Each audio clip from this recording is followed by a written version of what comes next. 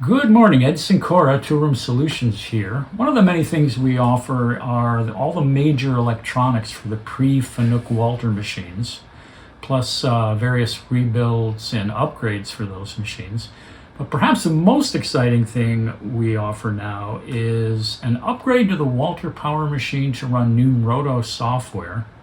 And I'm going to try to catch our partner Swen Hagelstein at SOS Elektronik to talk a bit more about that. Hi Sven, what's up?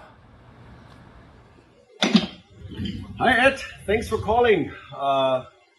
You're just catching me in the final installations and tests of a numroto retrofit system, what we will ship to the United States pretty soon, and what I will install in Texas after we had our show in Chicago.